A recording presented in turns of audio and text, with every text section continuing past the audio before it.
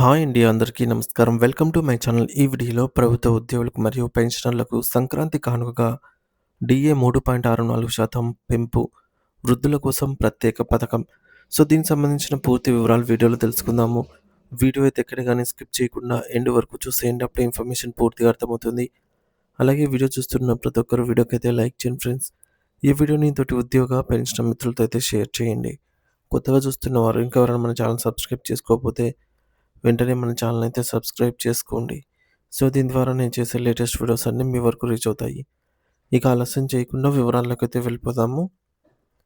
Friends, ఇక విషయానికొచ్చినట్లయితే సంక్రాంతి సంబరాల వేళ తెలంగాణ ముఖ్యమంత్రి సీఎం రేవంత్ రెడ్డి గారు రాష్ట్ర ప్రభుత్వ ఉద్యోగులకు మరియు పెన్షనర్లకు అదిరిపోయే శుభవార్త చెప్పారు. పెండింగ్‌లో ఉన్న ఒక కరువు భత్యం DA విడుదలకు గ్రీన్ సిగ్నల్ ఇస్తూ ఉద్యోగులందరికీ 3.64% DA పెంపును అయితే ప్రకటిస్తూ సంక్రాంతి కానుకగా ప్రకటించారు. ఈ పెంపుదల జూలై 2023 నుంచి అమల్లోకైతే రానుంది.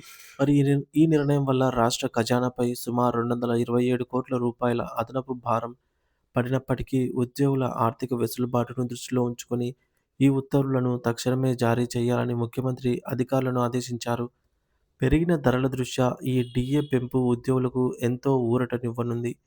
కేవలం ఆర్థిక ప్రయోజనాలే కాకుండా ఉద్యోగుల కుటుంబ భద్రత కోసం ప్రభుత్వం మరో కీలక నిర్ణయం తీసుకుంది. విధి నిర్వహణలో లేదా ప్రమాదవశాత్తు ఉద్యోగి మరణిస్తే ఆ కుటుంబం రోడ్డున పడకుండా ఉండేందుకు ఏకంగా ₹1,00,00,000 ప్రమాద బీమా కల్పించాలని రేవంత్ రెడ్డి గారు నిర్ణయించారు. ఇది దేశంలోనే ఒక చారిత్రాత్మకమైన చర్యగా చెప్పవచ్చు.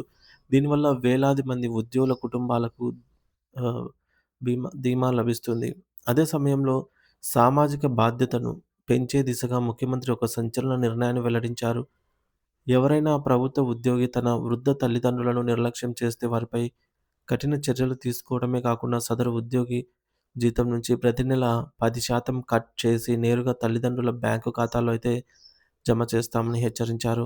ఇందుకోసం ఆహ్, ప్రాణం వృద్ధుల కేర్ సెంటర్ ప్రణామ్ వృద్ధుల కేర్ సెంటర్‌లను కూడా ఆయన ప్రారంభించారు. తల్లిదండ్రుల నుండి ఫిర్యాదులొస్తే వెంటనే చర్యలు తీసుకోవాలని కూడా అధికారులకు ఖచ్చితమైన ఆదేశాలిచ్చారు.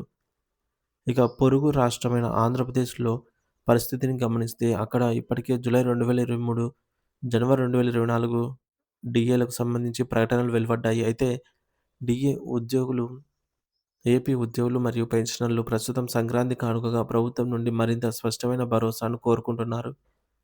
ముఖ్యంగా కొత్త పీఆర్సీ కమిషన్‌ను ఏర్పాటు చేయడంతో పాటు ఆ ప్రక్రియ వేగం ముగిసేలోపు ఆర్థికంగా అండగా ఉండేందుకు కనీసం 20% మధ్యంతర భృతిని ప్రకటించాలని ఉద్యోగ సంఘాలు పట్టుబడుతున్నాయి.